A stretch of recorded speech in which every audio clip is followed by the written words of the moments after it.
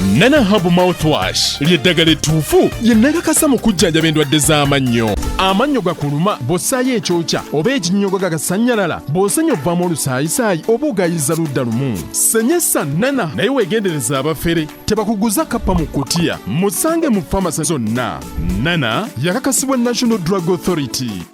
Tuli ku Dr. Kwef YouTube channel ndi ne banadini abaffe bawano Uganda ku Kyaddondo ninga bawangalira mu ggwanga eriye Bungereza. Ekibuzo kinjala okuddako bwe mutuuka eyo eddiini mwagisange eyimiridde etya? Kubaffe natumanyi nti eddiini efubutuka mu ggwanga lya Bungereza. Mwasanga embeera y'eddiini eri etya eyo? Ne bannayuganda be mwasangayo mwasanga bakwatagana batya naddala mu byeddiini? Kasokene mwami Alex. Eddiini Bungereza era nga bwe najja nali mmanyi nti nzize nja kusanga abantu abayanira okusaba abayanira gundi. Nagenda okutuuka wano ng'abantu abasinga okuggyako abatono ababeera mu kanisa batono abalina ekyo kinali nsuubira kyandibadde nti bwe naatuuka alindowooza ku Sande wetuuka abantu bonna baggayo ne bagenda mu makanisa. Wali ovudde eno ng'ekibeera ennamirembe ng'ekibeerawo n'ogamba ndowooza eno tukaabira mubikire ate oli yabakutukira mu ngalo. Naye ngenda kye nalabako abazungu kye balina nti abali obuweereza balina obuvunaanyizibwa ate bafaayo ate baagala ekintu kyabwe. Kati kanisa gye nasookeramu gye natuukiramu okusinza yali natambagita St. Giles. Kati ngendayo ntuuka wali nasanga kumpi kuba natambulawo kagere nga mbairemu n'ekitundu okutuukawo kuba mukwano gwange oyandaga nti awo kanisa wandimanye ya Church of England. Kati ntuuka wali nabasanga bamaliriza naye tewali n'omu yakola ki yambuuzaako oba kiki ate nga bali wano tulina okusaba okulinga nga bakristaayo naye nga balinga olaba abakatuliki tuyita Anglo-Catholic. Kati be baalimu ebibakuba obubaani bokya obubaani biki ebyo. Kati mbasanga bamaliza tewali n'omu yambuuza kanisa naagisobola. Naye wenzira ne mugaawo banyi eno kanisa tesanyudde. Wasanga yali abazungu bokka bamwali akusinga baali abazungu be nasanga baali bazungu majority baali bazungu. Kati saleetako negenda mu saavisi endala mwalimu abaddugavu batono abaddugavu n'abazungu abasingako obungi naye nga abaddugavu okusinga Bajamaica okusinga Bajamaica na West African. Nengera abantu abasinga ne bajja ne bambuuza nga eno ekanisa yange n'omusumba yennyini najja n'akola ki nambuuza gye bataakubuuza tewaddayo asaddayo. Kati kanisa eddako negenda awalala kati kumpi ne wenalinsula nanawo omusumba nambuuza ntuti namputa njaga kujja kukyalira kwanzikiza kakaja engamba mutwalewa mu kalungu koni munange oyantwiza naye nga ate nze nja kujja mbeera kumpi awo engenda nentuula ewuwe. Naye ekintu kyenjukira wentuuka mu nnyumba ye ampa akaji sukaali ateekamu caayi. Kati manyidde owaffe oli ow'Ekyaddondo neteekako bwange obukola oyagala kukola mberenge kuyita njuki. Neŋŋamba kiki neŋŋamba mu myaka abiri tojja kuba na magumba ekyo ekinjija ku sukaali. Neŋŋamba okay baana beera n'abazungu bakagaabwe kati banywa sukaali neŋŋamba nange netandika okuba ku kino sukaali ono waffe owa bulijjo ono okuteeka mu caayi we muviirako awo olw'omwami oli okola ki teyakyogera mu bubi nti lwamungi wabula obuzibu obunakivaamu. Negata ku kanisa eyo ne banjagala nnyo era natandikira mukola ki mu kwera ekkanisa eyo netandika okubuildinga trust mu bantu abo bampadde obuweereza bakoze batya nga akasinda nakasabako ne bagaana okampa ng'oyagala kabagamba ki nati musa mukristaayo eriye badde bampa kazindaalo naye batandika okukola kyo okuŋŋawe bazikiriza okusaba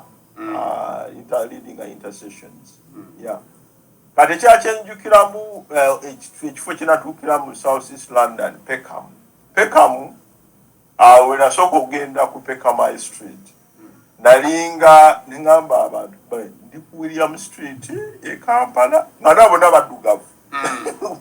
Abaddugavu naye okusinga aba West Africans. Kati ekifo ekyabaddugavu abantu abangi naye nga mulimu ki abazungu. Abaddugavu abasinga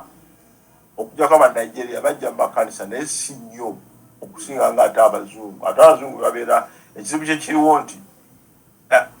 waggulu eno ng'afuba otulaba nti abaawule abaweereza beeru. Ate amakanisa agasinga abatuddemu baddugavu. Ati nendabawo awo kinengamba tukoze tutya ffe ate naffe okukola ki okunyingiramu naffe tusobola okubeera abaweereza naffe tubeera okuweereza abaweereza naye ekizibu kye tulina nti ng'abaddugavu olw'obwetaavu bwe tulina nti olina okukola olina okwebezaawo olina famire Kampala olina okwerabirira bano nabali kati obudde tuba na butono era tuba tudduka buddusi okuwawo saabisi olugwa n'okola ki enzo olw'okuba kanisa eri gye nasaba Mukama mpa obudde sagala kukola ku Sande nsobole okuba mu kanisa nsobole okuweereza kyambanga obudde nembeera n'abantu nenjogera nabo ne batandika okuntrustinga era ekkanisa eyo St Mary's nagibeeramu emyaka 16 era nagenda okuvaawo nga nze muwanika ekkanisa ne tugimenya mu kisanja kyange bwe baagimenya ne tuddamu tukizimba ne banzikiriza okumpa njijukira waaliwo okusika omugwawo oyo tumuwa tutya checkbook naye nga checkbook nze nkola ki nze ngimanage olw'okuba nti oli muddugavu bandi muddugavu tetumumanyi nnyo kiki wanaabula nekiki naye neteekawo system era ne kaka gye batambulirako nkyebaliza Mukama naye mu kyomu kyonna kyenyala okugira nti olwakwewaayo kwange olw'okwagala Katonda de natandika okugulawo amakubo bwegatyo era ne babeera ne banyamba mu bintu bingi. Reverend Enoch otuuse e Bungereza eddiini wagisanga otya era oyingira otya okuva ku tikiti kyakasooka paka we tuli wano? Kati nze ntuuka wano e Bungereza of course nga kiri inbuilt in me nti nno buli Sunday nina okusaba naye natuuka eno nga dynamics za njawulo ye Cardiff gye nali nagenda mu kanisa nze nali twava e Uganda nga tumanyi nti kanisa y'abaprotestant naye nagenda okusoka ekanisa yali erinaanye university ng'ate bangamba yaba Methodist kati nga sibitegeera bulungi tobiwulirangako ebyo naye nagenda mu kanisa ye Cardiff ng'eri well attended ng'ejjudde naddala abayizi nga 2 ku Sunday naye nga ndimu omuddugavu omu yekka kati bw'oba totambulangako kubeera minority oba tokiwulira naye for the first time I felt vulnerable and intimidated okubeera nga nze kaddugala yekka akola ki aliwo mu kusaba naye nga n'ensaba yaabwe sigitegeera olw'okubanga eyawukanamu n'ensaba yaffe gye tumanyi naye nensigala nga ŋŋendayo bwe ntyo nkozi n'ekirala era kalisho shock bye nafuna nti olw'okuba neesanganga nti nina okukola okusasula fees ezaali zibulayo baali bamanja £7 nga bansasuliddeko ndowooza nga 13,000 nga bamanja kasanvu bakanaana kati nga nina okukola n'empaayo ate nensigala nga nsoma kati nenesanga nga omuntu yajja nga manyi nti olwa Sunday lwakusaba nina okuteekamu ka shift ku Sunday for the very first time okusobola okusurvivinga era nengenda netandika okukolanga ku Sunday naye nga njigiriza nensooka nensaba nendyoka ngenda naye oluusi nga nemererwa naye tesaalwawo awo nengenda e Kampala Mukama nampa omukisa nenkola embaga nempasa nenzija ne mukyala wange ng'obulamu bwali bunkalubidde olwo nvudde ku masters ngenda ku PhD oli Bungereza bino byonna ogezaako kyawatanya obulamu butandika butandisi kati ofuna ekirowoozo ogamba naye omanyi bino nga ndi bwomu tebijja kugguka otyo obulamu nga bonkalubiridde omukyala wali omulese Uganda yali girlfriend wange oba yali mukyala wange oba yali twali ba mukwano nga tumanyiganye kubanga tudeetinga naye nga tewali formalities era nga newaabwe bamumanyi naye nemmala nenconnectinga naye bwe natereeramu neŋŋenda e Uganda nensooka okumaliriza ensonga ninga nenyanjula nasooka ku ssente ezo zenakola ez'ekyeyo nasooka nenfokasinga neŋaaka nnoonyeza okwanjula neŋŋenda nenyanjula emubende newayitawo omwaka gumu nenkomawo nenkola ez'embaga neŋŋenda ne bannange ne bannyambako nenkola embaga era n'omukyala nempanga ne bamuwa visa najja immediately kati nenfuna famire ate nga bwensoma naye bwenfuna famire omwana waffe gwe twazaali yasooka mutabani waffe kati ali 15 years yazaalibwa aliko obulemu nga tetwamanya netumuzaala nga aliko obulemu ate ng'obulemu buli complex nga bwetaagisa okubeera nti alabirirwa babazadde okusingawo omwana wa bulijjo era ekyo kyampaliriza okusooka okuyimiriza okusoma ate tusooke tulabirira ezzadde kubanga wabeerawo appointments eza hospital ezaki nga byonna nino byenyigiramu ne tumala emyaka 4 nze ne mukyala wange nga tulabirira mwana oyo ate nga tetulina bulungi mpapula nga tetuli entitled twali ba student naye nga tetuli entitled twatuuka ne one moment ne visa ne bagano girinewinga ate ng'omwana oyo akula nga ekiseera we yeetaagira ennyo obuyambi kakati obulamu ne butukalubirira nnyo kakati bwe butukalubirira ne tulekeraawo okusaba nga tusobola kusaba nga kulabira mwana nakukola nga tuli kusavaivo ng'ekyokusaba ekyokugenda mu kanisa for 4 years nga tetukirowooza nako oba nga tukirowoozako naye nga tetukisobola naye bwe tutereeratereeramuko bwe tuti nga tutandise okugonzagonza mu mbeera ne tugamba naye okusaba kuno okwa Sunday saawa 4 tekutukolera kubanga kati ng'olutambulira ku programu ya kulabirira mwana kakati siwe nafunira ekirowoozo nenjogerako ne munnange kati yagenda ekyokutandika okusinza mu Luganda wano e Manchester. That's how we started. Era nga tugaa nti saagala tusinze nga bwe twasinzanga e Uganda ensinza gye tutegeera mu lulimi lwaffe kati nze tutandika okusinza mu Luganda nga twagala okusaba nga bwe twasabanga bwe twamanyiira naye nga simanyi nti ne bannayuganda balala balina ennyonta mu kitundu era lunaku lwe twaggulawo lwe nategeera nti abantu baali balina ennyonta ey'okusinza mu Luganda kuba twafuna ndooza abantu abasukka mu 3 abajja kulongi bwetyo ne tutandika olugendo kati okusinza mu Luganda nze kwe kunkomyawo ate mu kkanisa basically ekirowoozo kino wakifuna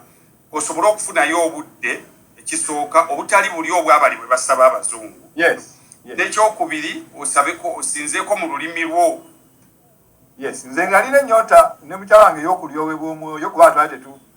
mwabivaako olw'omwana ono gwe twali tulabirira twali tuli socially isolated nga tetulina connection mu bantu kintu ky'abantu bangi tuyinza kwenyigiramu kubanga nakati mutabani wange era kati waali era tabeera mu bantu bangi olw'okuba nti bw'abeera mu crowds it's a trigger for him era ali advised okubeera in his own space kaakati ne tugamba tutandike okusinza mu Luganda naye nga kiva mu ffe ennyota gye twalina nga tetusaba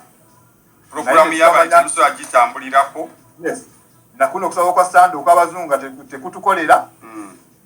Naye nga tulina kugenda mu kkanisa y'abazungu ne batukkiriza okusaba olw'eggulo. Kakati si ye waava okuyitibwa kwange nga wayiseeyo emyaka nga 6 omusumba yennyini ow'ekkanisa eyo ate nandicruiting okubeera era yaneesibako nansizika okugenda okukola ki okuexploringa yange oba okuyitibwa kwange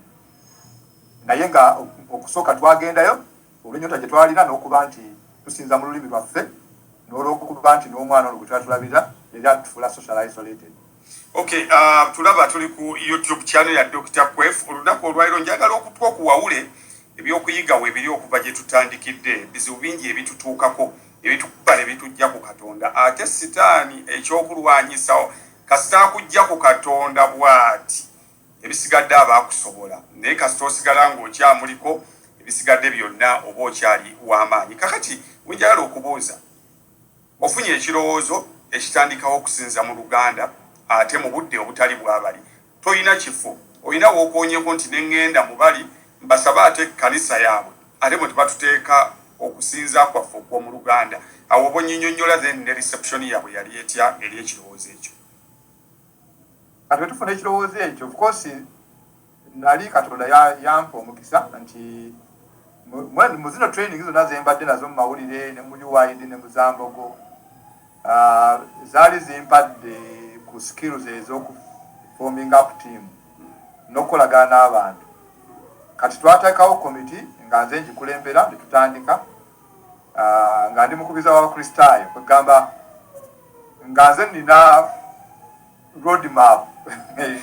olw'okuba nalina experience eno eya taata wange gye yantendeka abasinga obungi bambi bali tebafuna mukisa nga nze gwe nafuna. Kakati nange lwe neezuula nti ndabika nina kye mmanyo oba oliawo okusinga ku bannange olw'experience eyo. Naye ne twerondamu abantu nga 3 ogenda mu makanisa agatulinaanye mu kitundu tusabe abasumba baayo oba bayinza otukkiriza okusinzizaawo olw'eggulo. Era ne tugenda mu makanisa 3 naye amakanisa 2 ne gatukkiriza omulala n'agaana.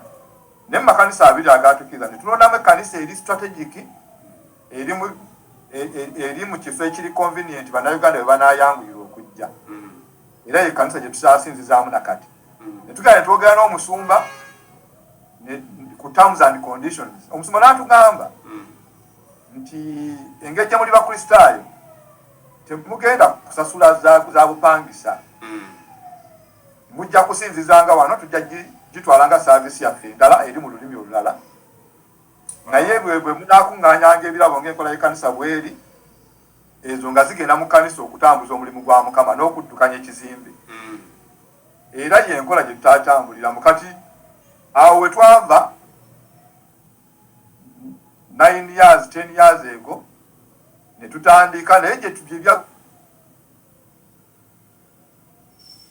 gwera abazungu atwadde ebifo ebivunaanyizibwa nga tukola naye nze nga ndi muwandiisi wa kkanisa ne munnange omulala bamuyita omubuulizi Jakira Isaac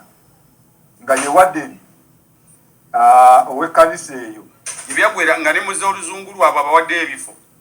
ng'atwadde ebifo era mu bifo ebyo mwe mwava okunsindika okugenda okutendekebwa kuba ekkanisa ekusemba erina kubeera ya luzungu fe Abannayuganda tulina amakanisa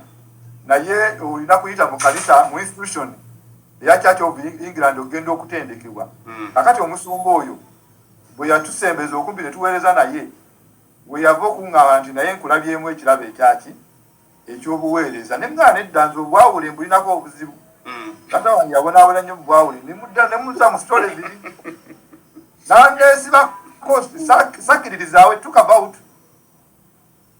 4 years about 2 years nga aneesibyeko naye okunkutulira ddala enkizi yaŋŋamba kale sigenda kusindika kusoma bwawule naye ngenda kusindika mu kakoosi ka mwaka gumu bakayita Foundation for Ministry. Kali kakoosi ako katendeka abantu abali masaŋŋanzira nga nze ng'aweereza mu kkanisa naye nga tamanyi which direction to take. oba asigalawo oba yeyongereyo kakati kakoosa ako bwe nakamalamu omwaka ekintu ekisinga kye najjayo nti Katonda bw'aba akuyise okuweereza nga naawe okiwulira nga n'abantu bakwadde obujulizi toyinza kumujeemera. So they taught me how to be obedient to God's call to ministry, ordained ministry. Era ne banyinyonyola ne baŋŋamba nti kati ebyogamba nti wawonaabona ne byonna by'oyiseemu omwana biki byonna oba kuba kuteekateeka kubanga obuweereza bwetaaga omuntu omukakkamu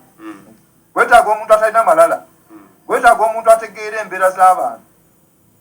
Kakati ebyo byonna olwaleero binnyamba nti tolina kyoyinza kwogererako wano Obulaaya nga sikimanyi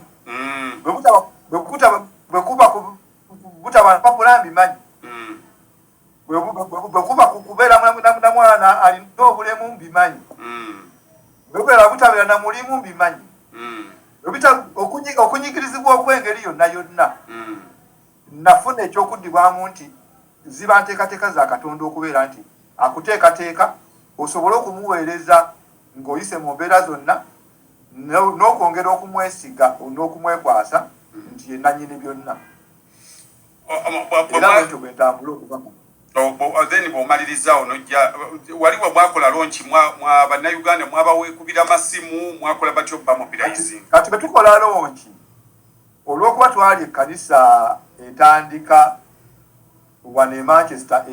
esookedde ddala okubeera ebweru w'e London. London ne baali baatandika dda bo baakacelebrate nga 30 years emabega Reverend Alex Sabo naye ffe tugenda kuweza 10 years next year. Naye bwe twali tutandika ne mbakubira amasimu nali mbamanyi ne mbakubira amasimu ne bagamba ne mujje mutulere mujje mutuyambe mujje mutuzeemu amayira ne bajja kubanga abo abantu b'engamba bisatu abaliroko baalinga 10 abasinga baava bweru kujja kutuwagira bweru wa Manchester okujja okutuwagira n'okutuzaamu amaanyi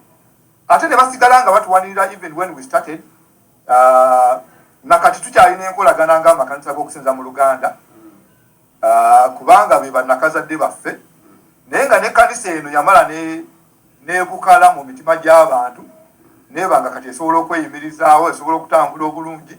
era kati tumaze emyaka 10 nga twetengeredde naye nga ne bannaffe abo bakulu baffe tebatuvangamu bwe bwabawo kye twetaaga bwe babeerayo Christmas carols tuziyimbira wamu bwe beerayo mikolo gyonna tugendayo ate nabo bajje era sebo mukwawulibwa bwe twali twawulibwa nafuna omukisa okwawulibwa ne mukulu wange oyo Reverend Alex ye yawulibwa London nze nenjawulibwa e Manchester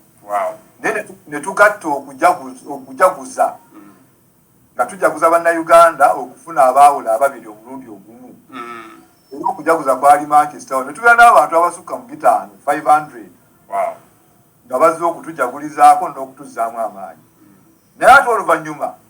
era nga tuyita mu Reverend Alex oyo n'azulayo ate munnayuganda munnaffe ali mu bulabirizi obulala nga tetwamumanya naye nga naye yayawulibwa ku olwo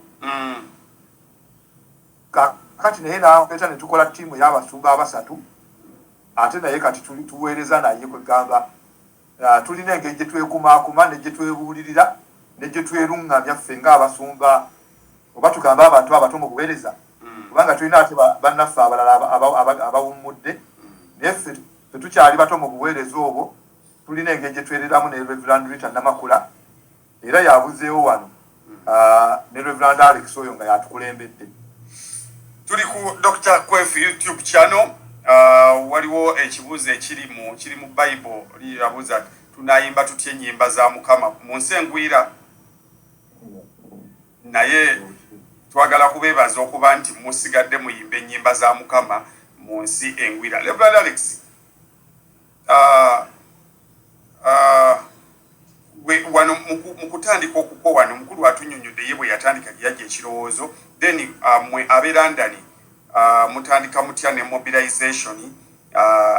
then tugende ku challenges then tukole call to action at embassy. Kakati mucho kati nga nange nga bwe njogeddeko najja nti nze okusoma okumaliriza CCA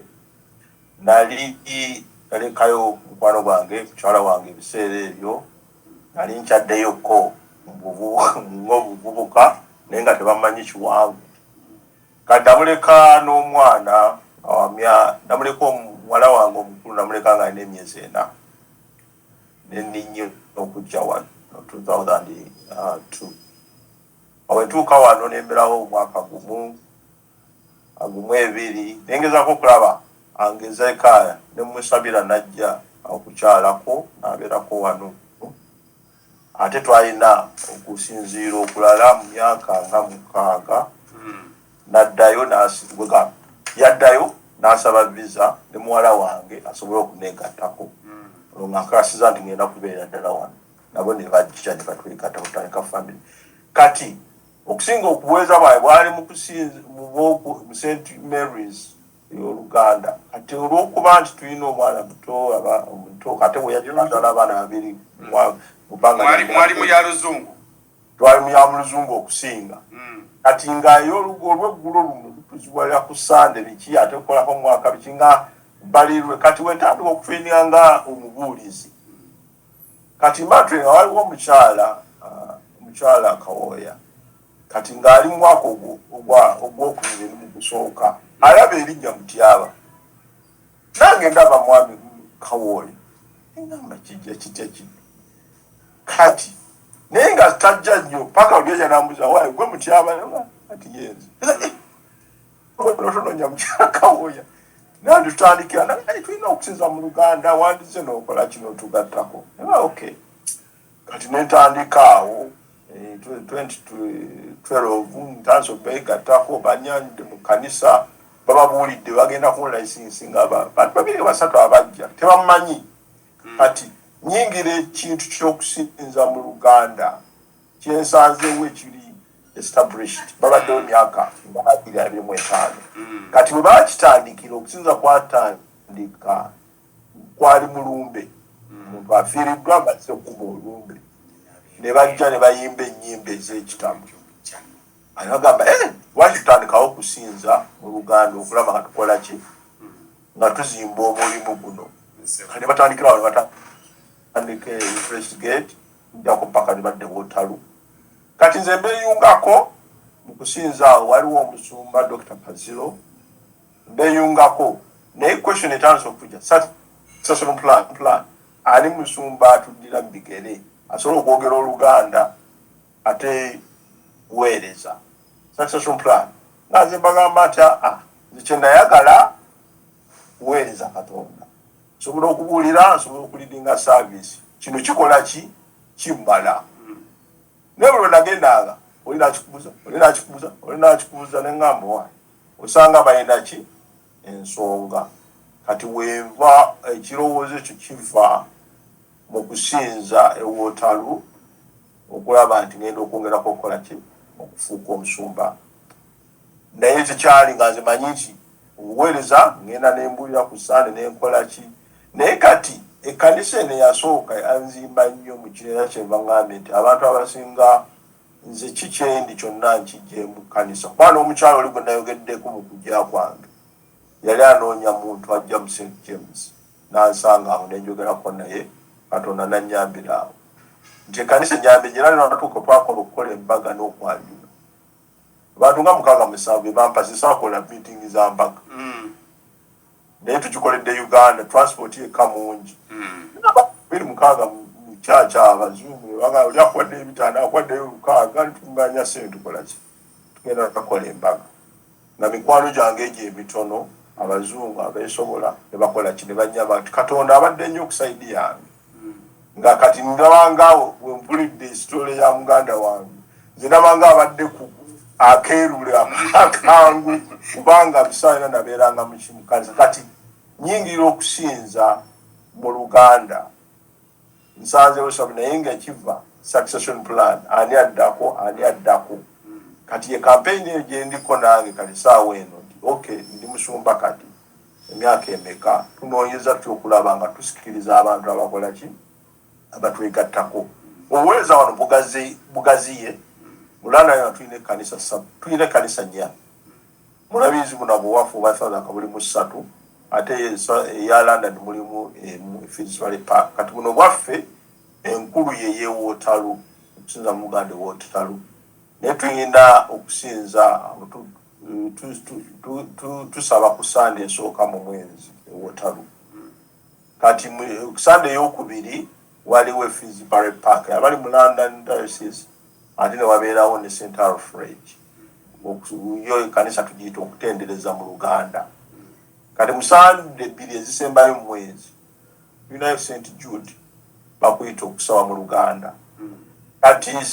St. Alfred waliyo omusumba Reverend Stephen Nsiimye naye abadde naye anyambye nnyo mu buweereza buno ngendayo nanjigiriza bino na bini naye yeriwe established kati eya St. Jude teyina kaneesanga ng'abeera mu saavisi ey'Oluganda Waterloo Sunday esooka ate neesanga ne ngendako ne St. Jude okubayambako mu kiseera kino nga tebannafuna mu nsumba owaabwe abakulembera naye kati guno omulimu tukukola wakati kubanga obuweereza buno nga omusumba Enoka bwayogedde nti tetuli Church of England ekikkiriza ekimanyi naye ekkanisa ekusindise yey'oluzungu kati ye St. Mark mwempeereza kati Sunday yange esinga okubeera busy tandika mu St. Mark's ey'oluzungu nenvaayo nengenda mu Luganda service ate nenzirayo okusanga 12 kitundu mu St. Mark's patwina evening service naye ng'omulimu guno ogwa Luganda mukazi tuyina emitwe 12 akyogereko nakyo mu bufunze gye tutunuulira mu mwezi ogusooka tutunuulira okuyingira omwaka ogujja tujaguza Katonda okuyisa mwaka omukadde tuyinza obujja musaana ey'okubiri tutunuulira amaka era tutera okuleeta ababuulizi ab'enjawulo ne bajja musaana ey'okusatu tutunuulira abakyala musaana ey'okuna omwezi ogwokuna ne tutunuulira Easter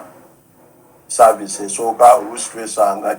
mirundi mitono nnyo webadde Easter neegwa olwasande olwo naye oluusi ng'ewedde oluusi tennaba naye tuba tutunuulira musaana omwezi ogwokutaano tutunuulira abaami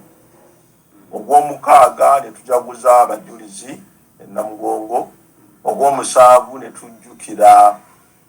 abavubuka kati ogw'omunaana naddala saavisi eno eddako era ejja kuba ya muwendo kubanga ffenna abasatu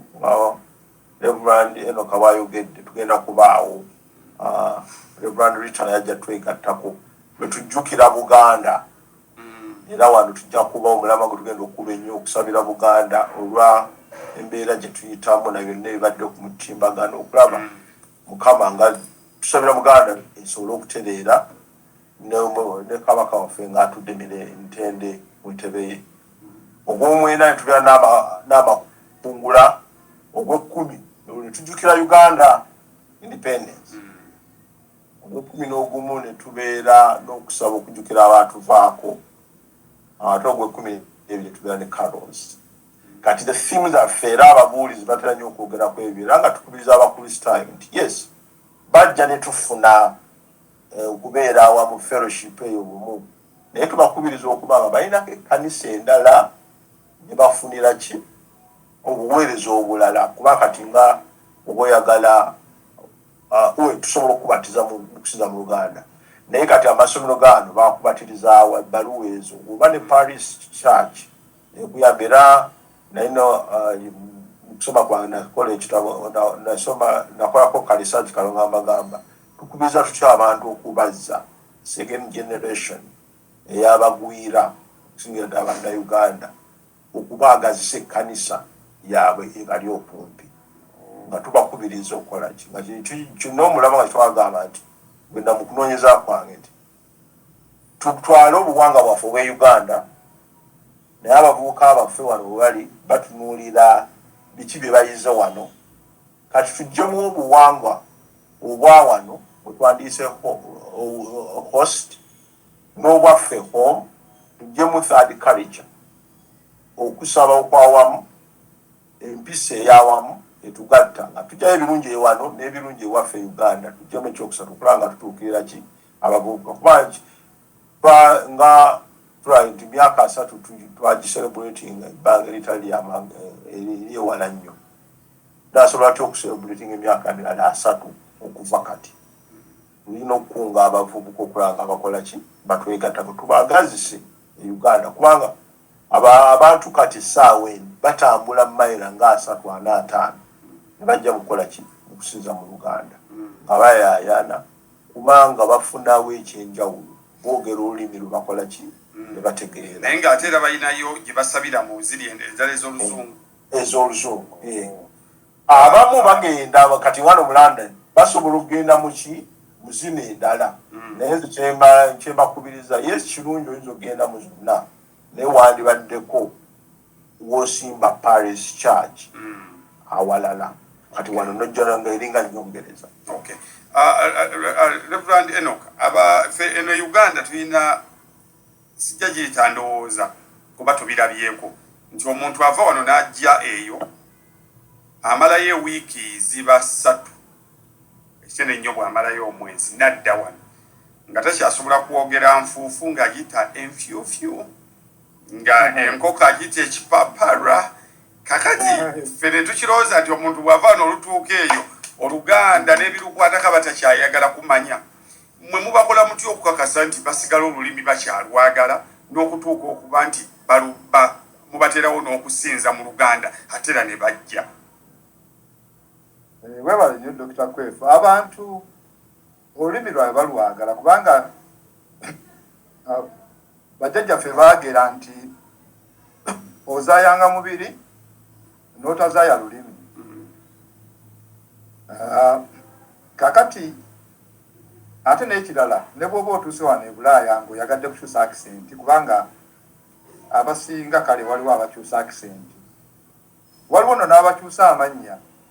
n'agamba sijja kweyita Kiyaga kubanga njagala kwanguyiza bazungu nja kweyita Enoch Brown oba Enoch Smith ebanjo basanga nga bakyusiza amanya naye ndowooza babeera bakikoze mu butamanya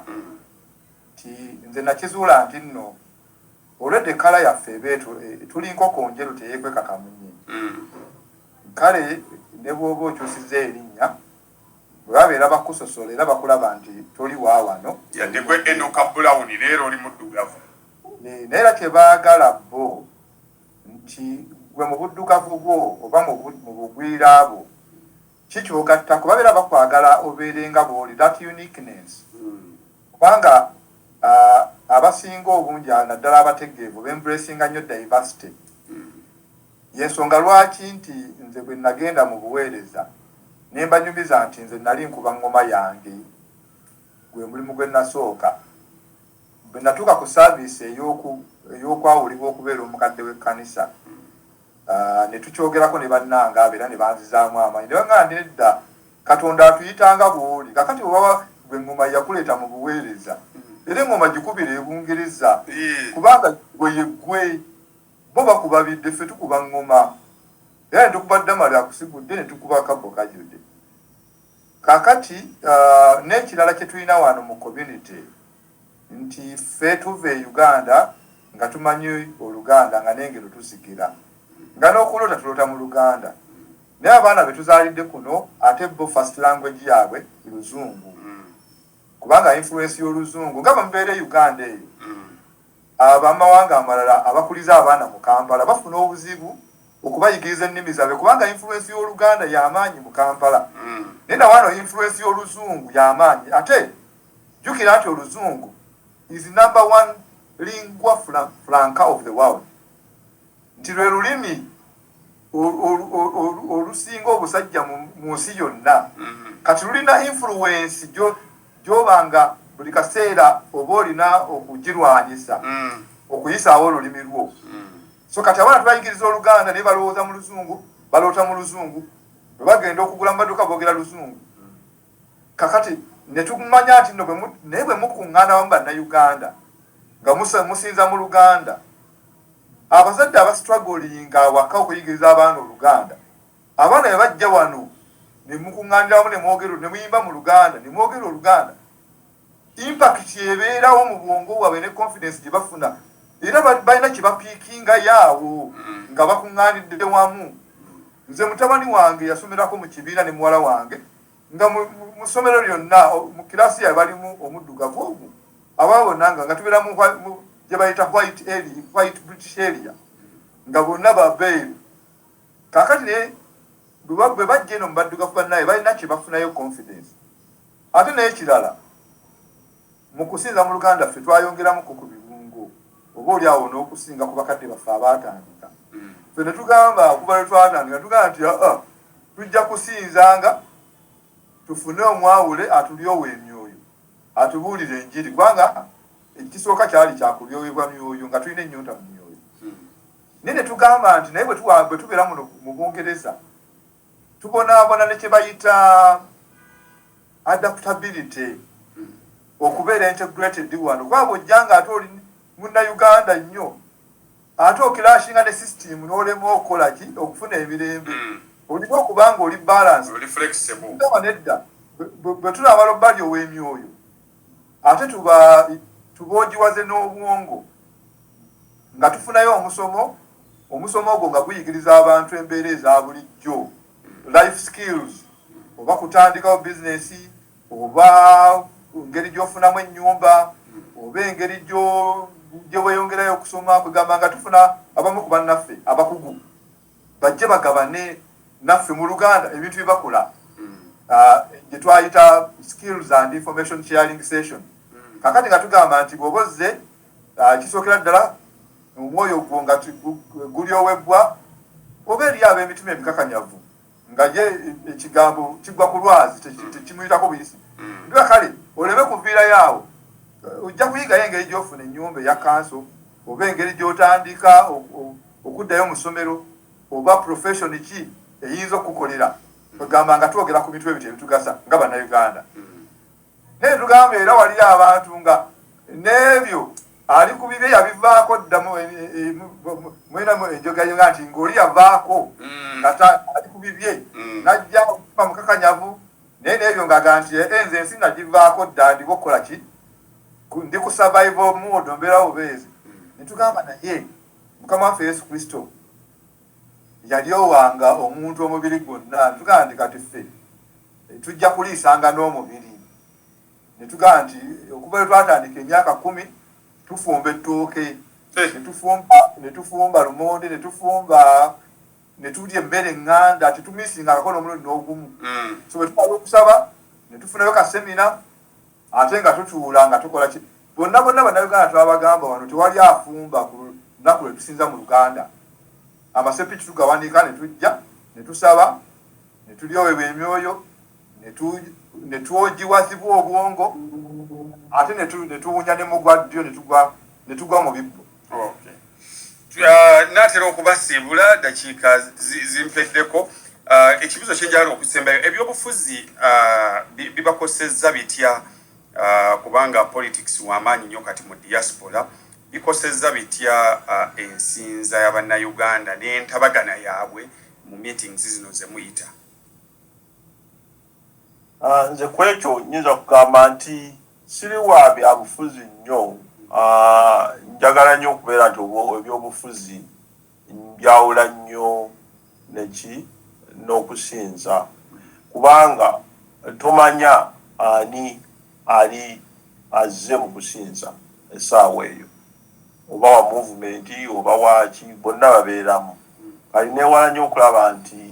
okusinza kuddayo lwakuba nti abantu abasinga baagala okikola ki tukira twafuna omukisa netukyazaako president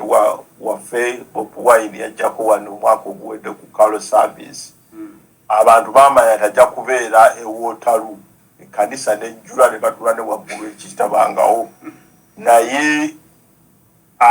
twageza nnyo okulaba nga tukifuula kya bufuzi okulaba naye era lwakuba eyogerayo akagambo butono naye lwakuba nti yatuwa kiseera kiwanvu yali mu bwangu nakolayo kasamole kaleyo akadakiika nga 2-3 bwe katyo naye mukyo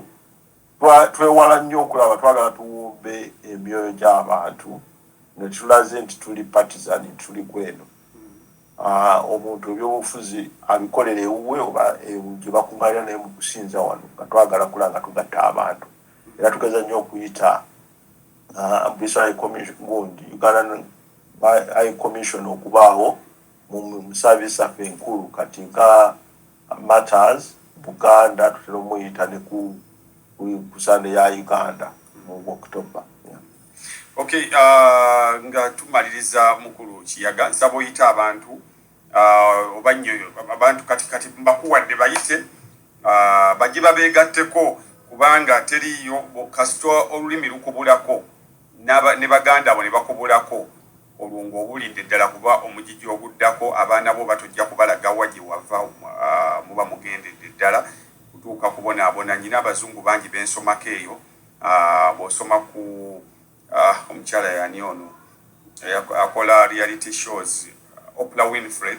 n'abalala balwana okumanya ensibuko zaabwe bateekamu ssente nnyingi okumanya bajjajjaffe baavaawo ogenda okulya bazze Cameroon bazze Ghana basobole okuzaawula emisaayi gyabwe so kibi nnyo okubuza olulimi n'obuvuobo okubulako so sabo bayite babulire ne programs bwe zitambula bajje babeegatteko e Manchester onyinayo mukulu wange bamuyita ye Kintu Stephen Kintu ali Manchester ngamba eje tuli eno era bakulu bina tubalengere emirimu bagikola bulungi sewo Stephen Kintu mukowola nti e Manchester wano tusinza mu Luganda buli Sunday esembayo omwezi ku kanisa ya Church of Ascension Hume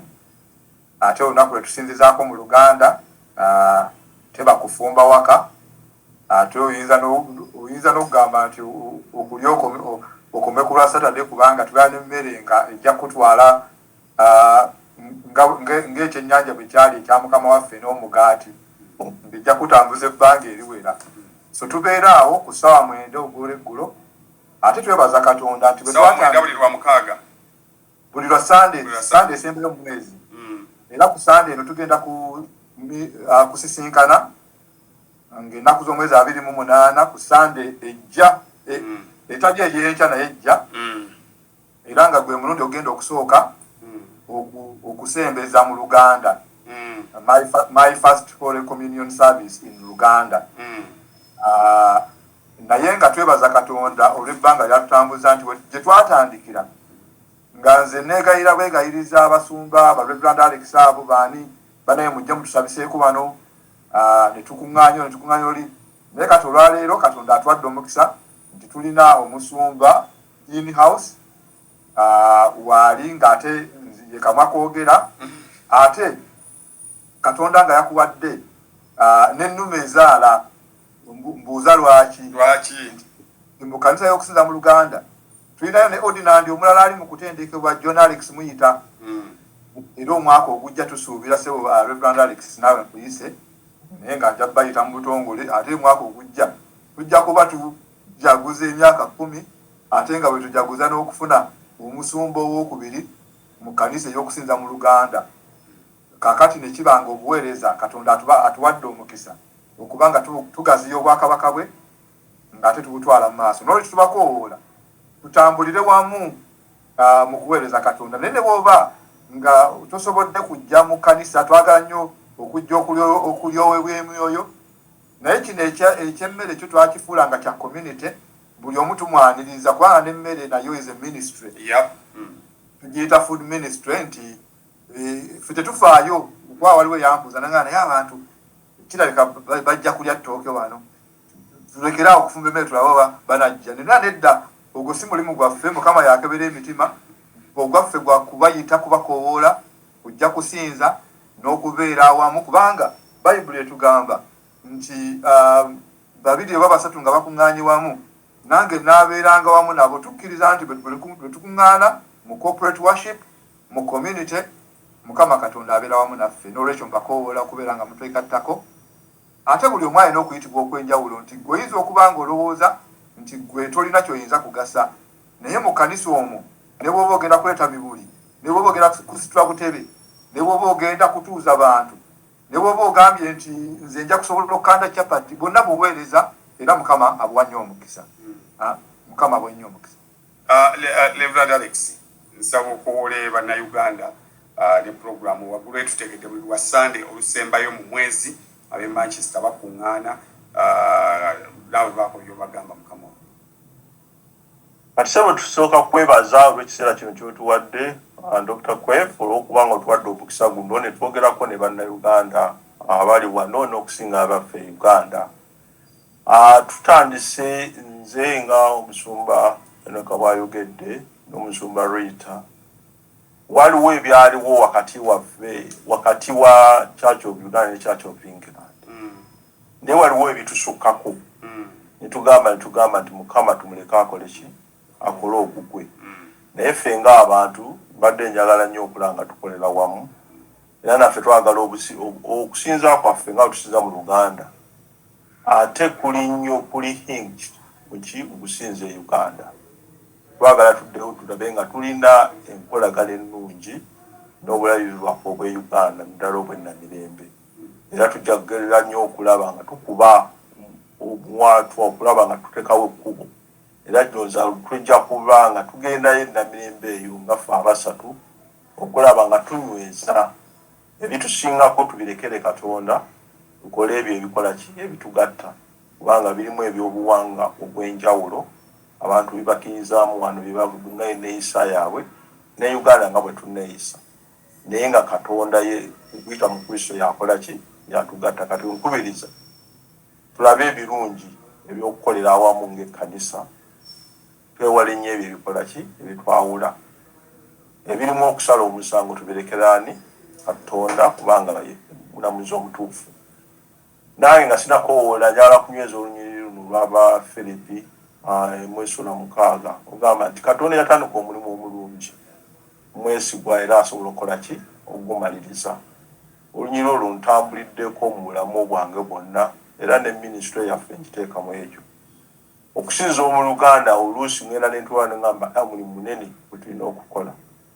kubanga ngongerako nga ngattako n'emirimu emirala gyenkola, kubanga ne siri full time kuweereza, nina ate ogenda okunoonya akamuwogo. Naye Mukama obuweereza obwo asobodde okukola ki,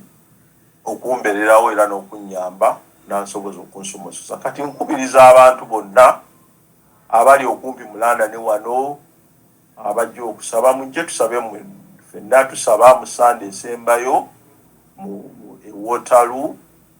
okutandika essaawa 9, ekkanisa yaffe enkulu yatandika. Naye ate era tusaba St. Alfred Greenwich mu Sande ey'okubiri ssaawa 9, musaba ne Finsbury Park era ku ssaawa 9 abasobola okugendayo. Ate tuba n'okusaba St. Jude ku Sande eyo ebbiri ezisembayo mu mwezi. Ku Sande eyo tukuŋŋaana ne twogerako ebizibu byaffe, abo n'olaba kuba omuntu gw'obadde oludde okulabako n'oyogerako naye ne twebuulirira nga ffe abantu naddala nga tunywa kacaayi awo. Kati nkubiriza bannange abakristaayo mwenna n'abakyaddeko wano obukyazi, mujje mutwegatteko mu kusaba kuno okw'enjawulo. Nze natuukayo n'enkyagala, naawe buli lwojja nsubira ofunamu ekyenjawulo, era nkubiriza buli muntu yenna abaayiseko eranda ne wano ankubire oba atunoonye Waterloo, tujja kubanga atufuna bulungi. Webalembese. Kale tweyanza nnyo, tweyanzege. Mukama ampe ekisa ke tusisinkanye wano ku mutimbagano. Tomanya lulibo olwo nempuubako olubu lw'ekigere wammwe eyo muno mwe neefulukutira nembayitamu nange mu saavisi zammwe physically. Kansabe Mukama atuwe ekisa ekyo, kuba mu mawulire muno weetaaga okubeera exposed mu bintu ebyenjawulo. Nomanya wano basinza batya, wali basinza batya, wali basinza batya, then nosobola okucommunicating eri abantu ng'osinziirako ebyo by'olabye. So atusabe ekisa kitusisinkanye. Bw'onaabawo ebibuuzo, vidiyo eno manyi abantu bangi bajja kuba n'ebibuuzo. Nja kubasabayo obudde obulala kuba manyi namwe mujja kuba mugoberera ebibuuzo ebyo, tujja kuba tufuna obudde tubiddemu. So neeyanza nnyo, neeyanzege, mwebala obudde bwammwe.